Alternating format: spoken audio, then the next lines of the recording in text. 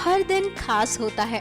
सूरज जब आसमान के फलक पर होता है तो जिंदगी भी मुस्कुरा उठती है और निकल पड़ती है एक नए डेस्टिनेशन पर जो बरबस आपको अपनी ओर खींच ले।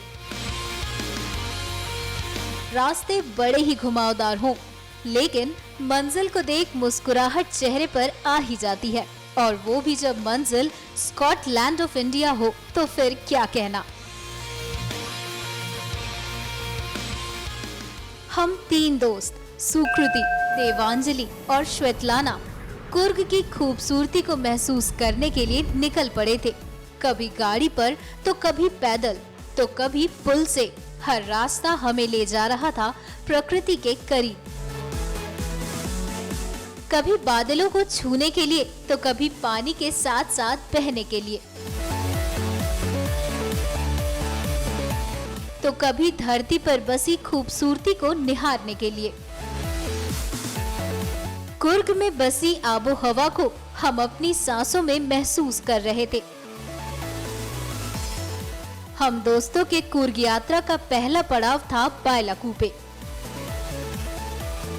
कुर्ग के कुशलनगर से बाहर निकलते ही हम दोस्तों ने दाईं तरफ का मोड़ लिया और महज 5 किलोमीटर के सफर के बाद बायलाकुप्पे पहुंच गए।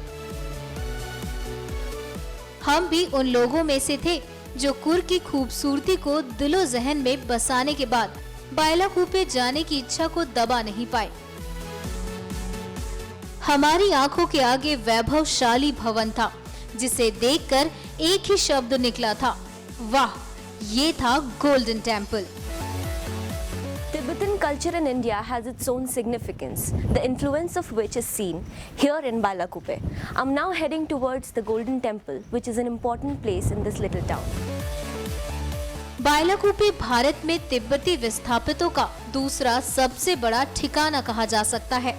यहाँ भगवान बुद्ध की भव्य मूर्तियाँ हैं, जो आपको भी विस्मित कर देंगी।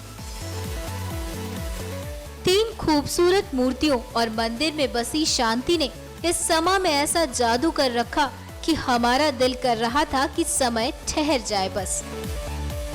तिब्बत के बाद दुनिया भर में दूसरी सबसे बड़ी तिब्बती सभ्यता कर्नाटक के बायलाकुप्पे के नामड्रोलिंग मोनास्ट्री में बसती है। अगर तिब्बती सभ्यता को और करीब से जानना चाहते हैं तो भारतवर्ष में इस जगह से अच्छा विकल्प शायद कहीं न मिले। बायलाकुप्पे से हमारा अगला पड़ाव था डुबारे।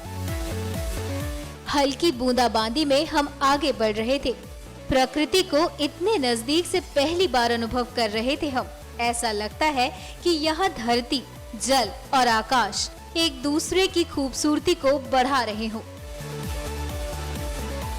डुबारे कावेरी नदी के तट पर जंगलों में बसा हुआ है, जिसके लिए हम बोट पर सवार हुए और इतिहास को देखने निकल पड़े।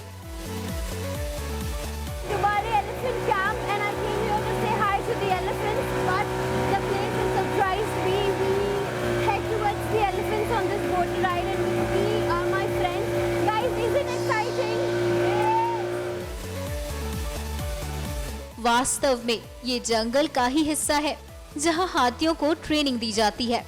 इतने पास से हाथियों को नहाते हुए देखने का हमारा अनुभव एकदम नया था और ये भी बताता था कि हम मानव आज भी कितने करीब हैं इन जानवरों के। इसके बाद हम पहुंचे निसर्ग धाम। चारों तरफ फैली हरियाली, पानी और बांस के पेड़ों से भरपूर है ये जगह।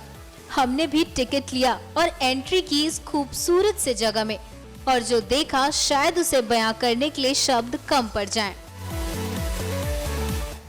Forests have always been an interesting subject of intimidation. They sometimes appear as secret keepers, while at sometimes they appear so pure. At Nisargdhama Forests, which is 27 kilometers from Madikeri, I felt amazing.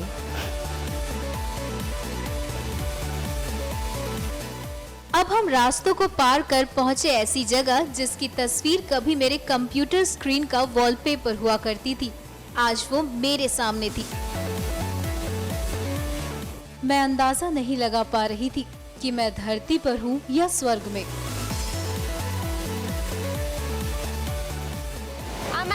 Abbey Falls, which is 8 kilometers from Madikeri and surrounded by coffee plantations. You can see just how amazing it is. The roar of the falls can be heard even from the roads. Abbey Falls का झरझर करता हुआ पानी एक अलग ही समा बांध रहा था। जैसे जैसे पानी ऊपर से नीचे की ओर बह रहा था, वैसे वैसे एक क्लाउडी लेयर बनकर तैयार हो जाता, जो पहाड़ों से गुजरती हुई नीचे तक आ रही थी।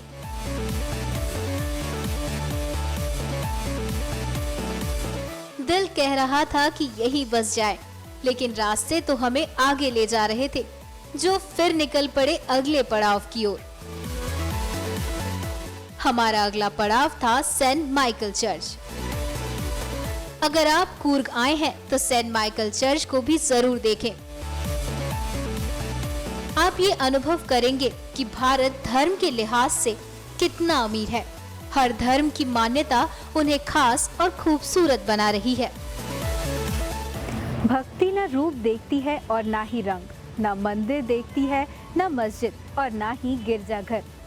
तो आपको सीधे लेकर आए हैं कुर्ग के सेंट माइकल चर्च।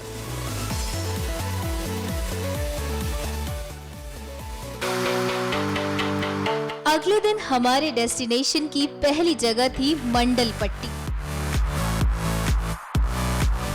रास्ते पर जाते हुए ऐसा लग रहा था कि जमीन ने धुंध की चादर ओढ़ ली हो। हर ओर बस हरियाली ही हरियाली।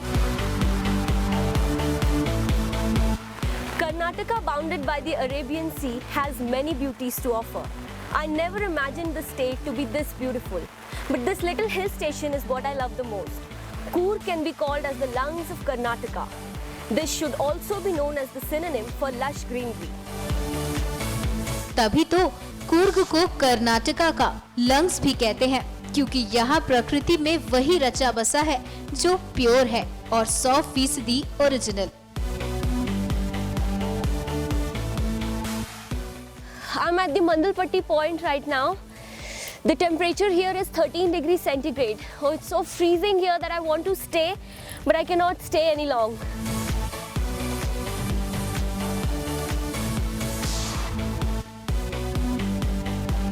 जब हम इस क्लिफ पॉइंट पर पहुंचे, नजारा ऐसा था जिसे बयां करने के लिए मेरे पास अल्फाज कम पड़ जाएं।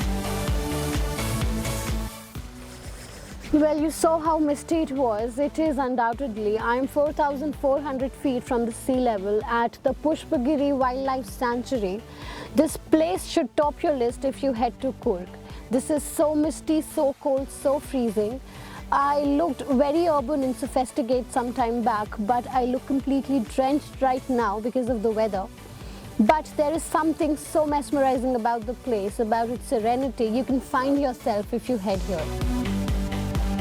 समुद्र से ये जगह इतनी ऊपर है कि आपको ऐसा लगेगा कि आप आसमान की गोद में बैठे हैं और बादल अटखेलियां कर रही हैं। बादलों को यूं छू कर चले जाना और लगातार बढ़ते रहना बताता है कि जिंदगी भी यूं ही कुछ लगातार बढ़ना, आगे बढ़ते रहना। हमारा अगला पड़ाव था ओमकारेश्वर मंदिर। यहाँ आकर ऐसा लग रहा था कि शिव इस जगह कड़-कड़ में रचे बसे हैं। सीढ़ियां बरबस आपको शिव के दर्शन के लिए ले जाएंगी। अंदर कैमरा ले जाने की इजाजत नहीं थी, इसलिए हम शिव के दर्शन तो आपको नहीं करवा पाएंगे, लेकिन इतना बता दें कि कुर्ग आए तो ओमकारेश्वर जरूर जाएं। इसके बाद हम शिव के पूजन की एक और जगह पहुँचे, राजेश्वरी मंदिर। यहाँ के लोगों ने शिव की मनभावन मूर्ति यहाँ लगाई है और मेरा दावा है कि इसे देखे बिना आप यहाँ से जा नहीं सकते। कर्नाटक के कोडागु जिले में बसा राजा राजेश्वरी मंदिर इस जगह को बेहद खास माना जाता है। वजह है यहाँ की अलौकिक सुंदरता, साथ ही भगवान शिव भी विशाल रूप में यहाँ विराजमान है। मंगलवार और शुक्रवार को दासोहा नाम से भगवान का भोग यहाँ श्रद्धालुओं में बांटा जाता है।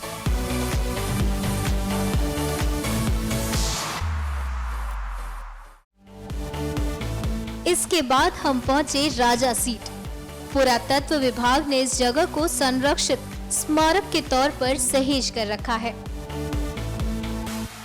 धुंध में छिपे इस जगह पर कोडागु के राजा अपनी शाम बिताते थे।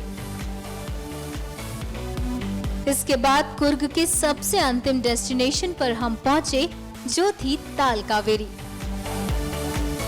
कावेरी नदी की उत्पत्ति इस जगह से हुई। These mysterious forests behold a gem inside. The Tal Kaveri temple stands tall, proudly telling the story of the origin of river Kaveri.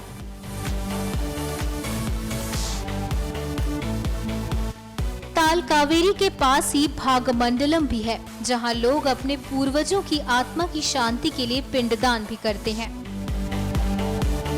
सुबह का सूरज अब डूबने पर था, लेकिन जिंदगी यहाँ आकर महसूस कर रही थी कि मंजिल यही रुक जाए, जहाँ कुदरत के आगोश में मुस्कुराए और पले बढ़े। आपको हमारा कुर्ग का सफर कैसा लगा, हमें कमेंट में जरूर लिखें। पसंद आने पर लाइक करें और ज्यादा वीडियो के लिए सब्सक्राइब करें।